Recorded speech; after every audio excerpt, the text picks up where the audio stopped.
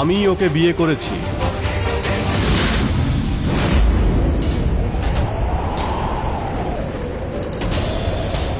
ধীর, সেনাপতি ধীর বেঁচে আছেন? উনি ফিরে এসেছেন? হ্যাঁ, ধীর বেঁচে আছে, আর আজ থেকে ও ধীরের স্ত্রী।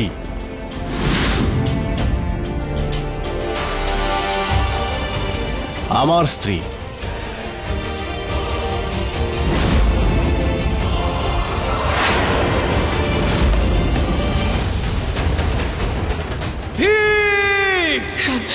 স্বয়ং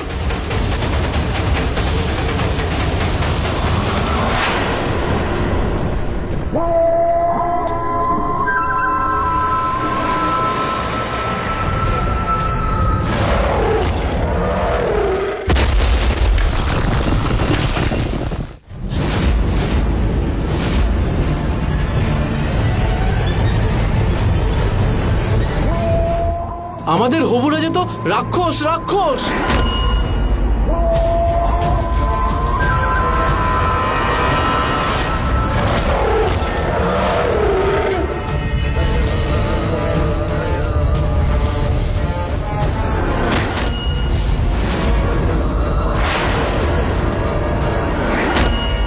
স্বয়ং আপনার সন্তান একটা রাক্ষস। আমার উপহারটা কেমন লাগলো ইরাবতী? আমি বলেছিলাম না, আজকে রাতে তোর বুকে ছুরি বসবে, তুই শুধু তাকিয়ে দেখবি।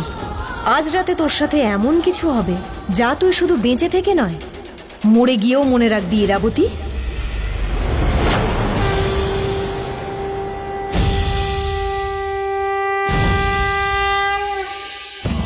হে জাদু ছুরি, আমার বিয়ের মণ্ডপে পবিত্র আগুনকে ছুঁয়ে যা যেখানে ধীর আছে তার বুকে গিয়ে আঘাত কর, ওকে নিজের বশে কর, ওকে দিয়ে সেই সব কিছু করা যা আমি ওকে দিয়ে করাতে চাই। ধীর, এবার তুমি সেটাই করবে যা আমি তোমায় বলবো, কিন্তু তুমি নিজেই জানতে পারবে না, কারণ যেটা তুমি করছো সেটা আমি তোমাকে দিয়ে করাচ্ছি। তোমার ওই ঘরে চাঁদমণি আমিই রেখেছিলাম, কারণ আমি চেয়েছিলাম তুমি ওই ঘর থেকে বেরিয়ে এসো, নিজের ইচ্ছায় নিজে হেঁটে বেরিয়ে এসো। এটাই আমার পরিকল্পনা ছিল, এটাই আমি চেয়েছিলাম, যা ইরাবতীকে নরকের আগুনে পুড়িয়ে মারবে, না শান্তিতে বাঁচতে পারবে আর নাও মরবে।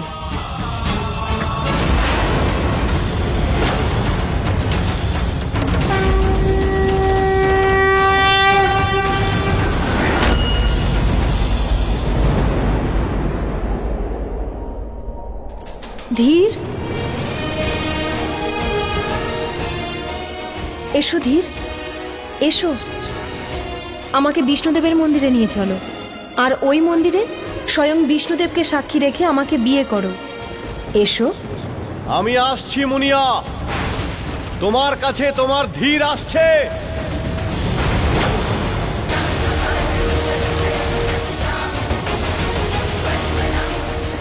ধীর, ছোটবেলা থেকে তুমি খালি ইরাবতীর গোলাম হয়ে থেকেছ, কিন্তু আজ রাতের পর তুমি শুধু আমার গোলাম।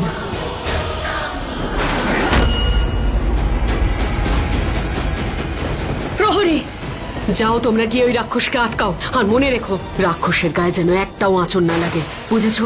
যদি একটাও আঁচড় লাগে তাহলে কিন্তু আমি তোমাদের শেষ করে দেব। যাও, আটকাও ওকে।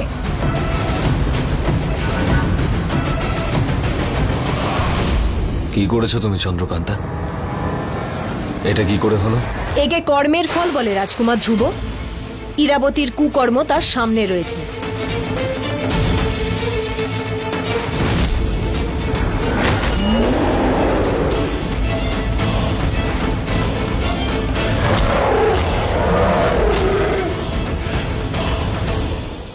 নিকম্মে থেকে সব কটা ভীতু, আমি ছাড়বো না ওদের, ছাড়বো না আমি এই ভীতুগুলোকে। রানীমা, আমি হাত জোড় করছি, ধীরকে আপনি বাঁচান। ওকে একবার হারিয়েছি, আর হারাতে চাই না ওই বদমাইশ মুনিয়ার জন্য। ধীর আপনার সন্তান, কিছু করুন, করুন না।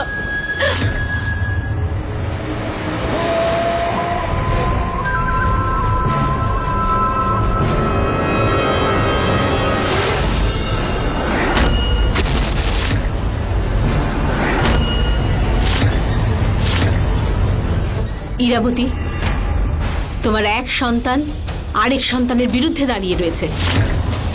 বলো ইরাবতী, এবার তুমি কি করবে?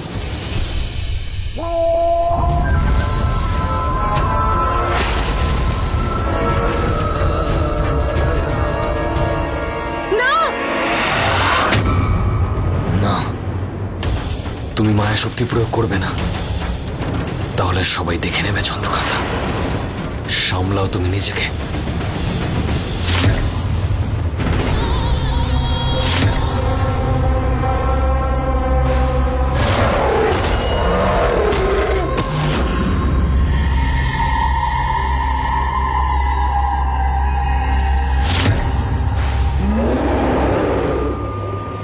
আমাকে ক্ষমা করে দিস বাবা। প্রহরী, ধীরকে রাজবৈদ্যের কাছে নিয়ে যাও, যাও।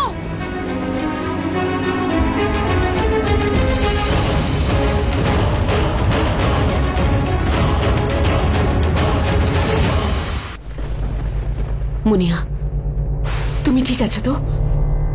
এটা একটা সামান্য আঘাত, আপনি আমাদেরকে নিয়ে চিন্তা করবেন না। আপনার চিন্তা করা উচিত আপনার বিজয়গড় নিয়ে। পারলে হয়তো আমি আপনাকে সাহায্য করতাম, কিন্তু চাইলেও আমি আপনার জন্য কিছু করতে পারবো না। আসলে ব্যাপারটা হলো, আমি কোনো মায়া শক্তি জানি না, আর আপনার সন্তান স্বয়ংকে বশ করার জন্য মায়া শক্তি জানার ভীষণ প্রয়োজন রয়েছে।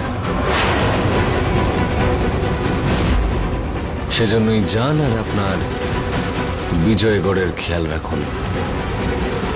খুব প্রয়োজন এখন আপনার ওই রাক্ষস ছেলেকে বশে রাখা।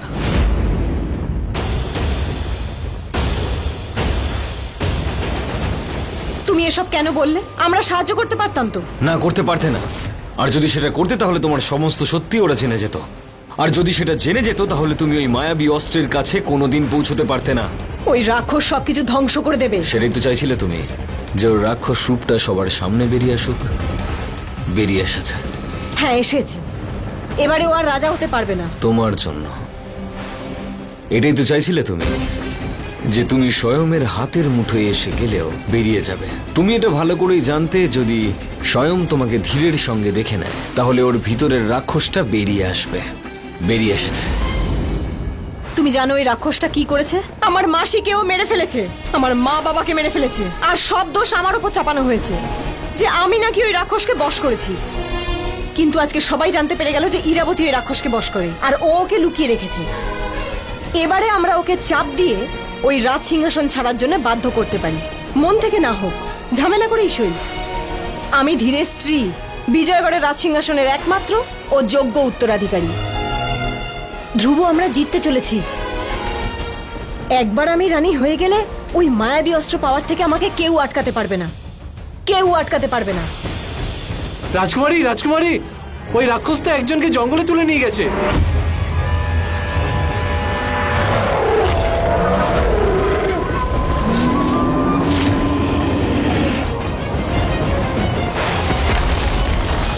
পালাও, পালাও! জঙ্গলে একটা রাক্ষস এসেছে। আরে কি হয়েছে? কি হয়েছে? কোথায় আমাদের রাক্ষস? গ্রামের দিকেই আসছে।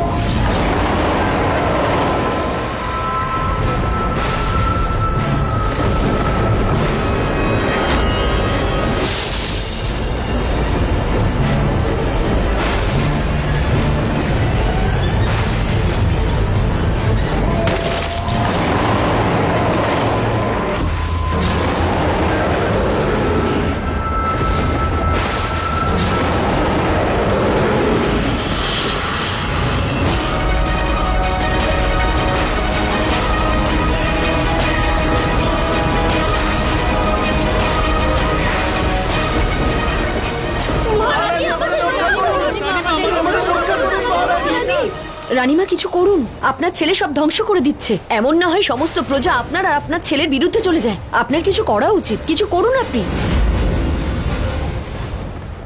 স্বয়ং, বাবা স্বয়ং, মা ডাকছে স্বয়ং, আয়। ওই রাক্ষসটা তো সমস্ত কিছু ধ্বংস করে দিয়েছে, আমায় ওকে আটকাতে হবে। কোথায় যাচ্ছ? ওই রাক্ষসটাকে থামাতে। যেতে পারবে না তুমি ওখানে। তোমার মাথা খারাপ হয়ে গেছে? ও অসহায় মানুষগুলোকে মেরে ফেলছে, আমার প্রজাদের মারছে, আমার লোকজনদের মারছে। যখন তুমি জানতে যা তুমি করতে চলেছো তার পরিণাম এটাই হবে, তখন তুমি এসব কেন করলে? একবার তো এসব করার আগে আমার সঙ্গে আলোচনা করতে পারতে, কিন্তু না। তুমি ভাবলে যে তুমি সবকিছু একাই করতে পারো। তুমি ভাবলে তুমি মায়া শক্তি দিয়ে এই রাক্ষসটাকে নিজের বশে করে সত্যিটা সবার সামনে আনবে, কিন্তু এই রাক্ষসটার আগে ইরাবতীর সামনে তোমার সত্যিটা বেরিয়ে আসতে পারে। এটা ভাবলে না তুমি? তোমার কি মনে হয় ইরাবতী তোমাকে ছেড়ে দেবে? না, সব শেষ হয়ে যাবে। ওই মায়াবী অস্ত্র, ওই সিংহাসন আর তোমার প্রতিশোধ। ধ্রুব, আমাকে যেতে যেতে দাও। পারো না তুমি। দেখো, দেখো নিজের চোখ দিয়ে দেখো কি করেছো তুমি। দেখো, সিংহাসন অর্জন করার থেকে মাত্র 2 পা দূরে ছিলে তুমি, কিন্তু শেষ মুহূর্তে তুমি এসব ভুল করলে। তুমি নিজেকে সিংহাসনের যোগ্য মনে করো? যোগ্য মনে করো নিজের প্রজাদের?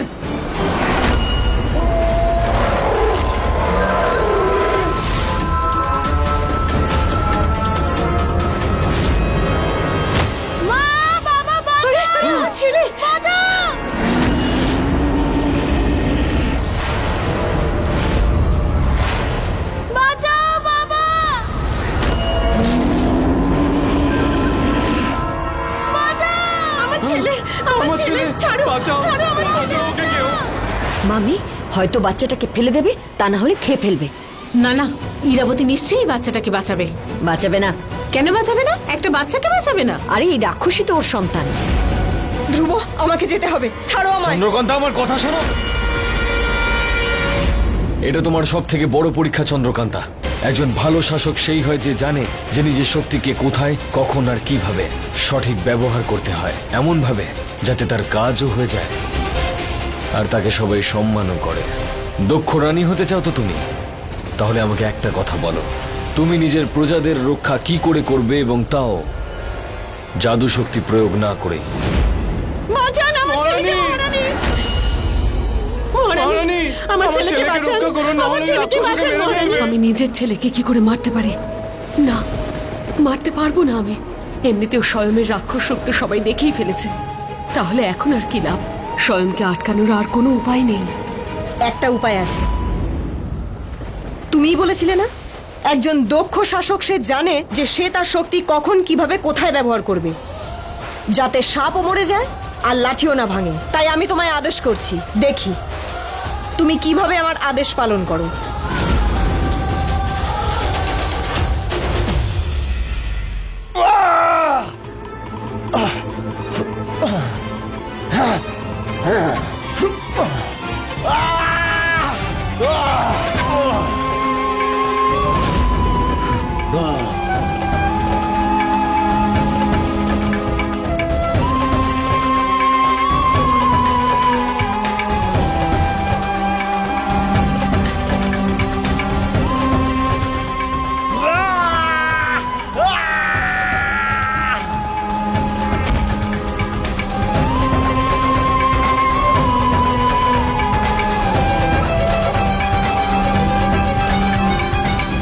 এ সত্যিই মানুষ তো, কোনো ভূত নয় তো? তুমি রক্ত দেখতে পাচ্ছ না? ও সত্যিই মানুষ আর বেঁচেও আছে। ও এখনো বেঁচে আছে? আমাদের হবু রাজা একজন রাক্ষস ছিল। তাহলে রানীমা নিজে এই কথা জানতেন আর এই কথা আমাদের কাছে লুকোনো হয়েছিল? হ্যাঁ, ওনার ছেলে উনি। নিজের বিশ্বস্ত ছেলে ধীরকে বাঁচানোর জন্য নিজেরই নিয়ম কানুন ভেঙে দিলেন মহারানী। সবার সামনে সেনাপতি ধীরকে ফাঁসি দিয়ে দিলেন, সবার চোখের আড়ালে ওনাকে বাঁচিয়ে রাখলেন। কি? ধীর ধীর বেঁচে আছে? এবার বুঝতে পারছি কেন সেদিন ওই কাকটা অন্ন না খেয়ে চলে গেল। তাহলে কি রানী ইরাবতী ধীরকে বাঁচিয়েছে? উনি চাইলেও এটা করতে পারবেন না। কিছু তো হচ্ছে, কোনো রহস্য তো আছে। কিন্তু স্বয়মের মতো রাক্ষস থাকা সত্ত্বেও শুনলাম সেনাপতি ধীরের সাথে মুনিয়ার বিয়ে হয়েছে। কি নিজের ইচ্ছাই করেছে? না না, সেনাপতি ধীর রাজকুমারীকে অপহরণ করে ওনাকে জোর করে বিয়ে করেছেন। আর কি জানো তুমি? আমি সব জানি, সেজন্যই তো রাজকুমার স্বয়মের আসল রূপটা সবাই জানতে পারলো। তারপর বলো। না না, আমি আর কিছু জানি না। চলো চলো, মাথা খারাপ করো না, চলো, আমাদের আরো অনেক কাজ আছে। আরে প্রহরী, মেঘ, এখানে এক রাতে অনেক কিছু ঘটে গেছে। চন্দ্রকান্তার মতন দেখতে ওই মুনিয়া, ওর বিয়ে ধীরের সাথে হলো কি করে? এর পিছনে অনেক বড় ষড়যন্ত্র আছে। আমরা যা দেখতে পাচ্ছি সেই সবই মিথ্যে। ধীর ইরাবতীর বিরুদ্ধে কখনোই যাবে না, কিন্তু তবু এত বড় পদক্ষেপ নিয়েছে। স্বয়মের হবু স্ত্রীকে বিয়ে করেছে ও। এর পিছনে কোনো রহস্য তো আছেই। এ ধীরের কাজ হতে পারে না। তাহলে এসব কে করতে পারে? সেই যার এর থেকে লাভ হতে পারে। কে? মুনিয়া। মুনিয়া? বিশ্বাস করো বা না করো, মুনিয়ার সাথে চন্দ্রকান্তার কোনো না কোনো সম্পর্ক তো আছে, কারণ এই কাজটা শুধু চন্দ্রকান্তাই করতে পারে। কিন্তু মুনিয়া, ও তো ধীরকে অগ্নিকুণ্ডে ফেলে মারতে চেয়েছিল। যদি মারতেই চাইতো তাহলে ওকে অগ্নিকুণ্ডে ফেলে মেরে ফেললো না কেন? কিছু তো রহস্য আছে উমা, আমাদের জানতে হবে এর পিছনে কি রহস্য আছে। কিন্তু কিভাবে মেঘ? আমরা দুজন তো এখানে বন্দি। আমার কাছে একটা উপায় আছে। কোথায় যাচ্ছ? ভেতরে যাওয়ার কোনো অনুমতি নেই, যাও এখান থেকে। হ্যাঁ, আমি তো শুধু ওই বাইরে থেকেই দেখছিলাম। হ্যাঁ, যাচ্ছি।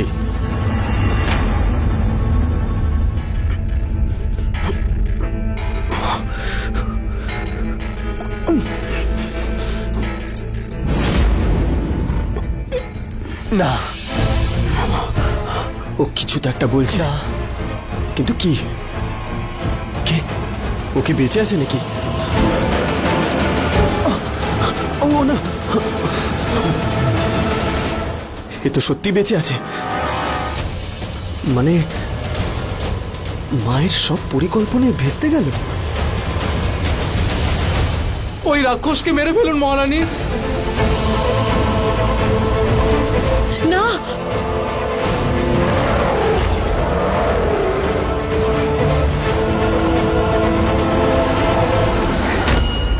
ইরাবতী, ইরাবতী কিছু করো, না হলে প্রজারা বিদ্রোহ করবে, তোমার বিরুদ্ধে চলে যাবে। ওই বাচ্চাটাকে বাঁচাও। রানীমা, এটাই সময়। আপনি ওদের এক্ষুনি প্রমাণ করে দিন যে আপনি ওদের পক্ষেই আছেন। প্রহরী, যাও গিয়ে ওদের রক্ষা করো, কিন্তু মনে রাখবে ওদের দুজনের জন্য কোনো ক্ষতি না হয়। যাও।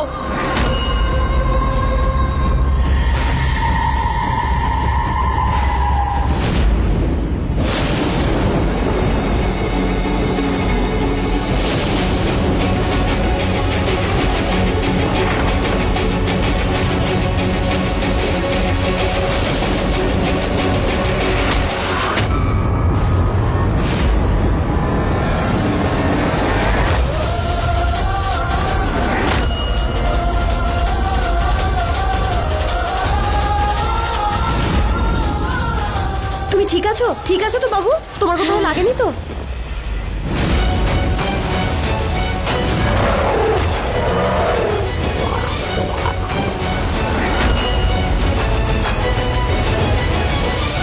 আমার ছেলে, তুই ঠিক আছিস তো বাবা? আপনাকে দেখতে শুধু চন্দ্রকান্তার মতোই নয়, আপনি ওনারই মতন। উনিও আমাদের এইভাবে সবসময় সাহায্য করতেন। আজ আপনিও আমাদের সাহায্য করলেন।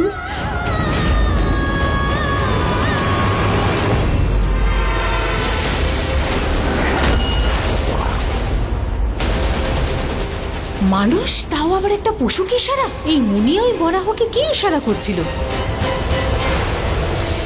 বরাহ আমার ছেলেকে মেরে ফেলবে না, তার আগে আমি এই বরাহকে মেরে ফেলবো।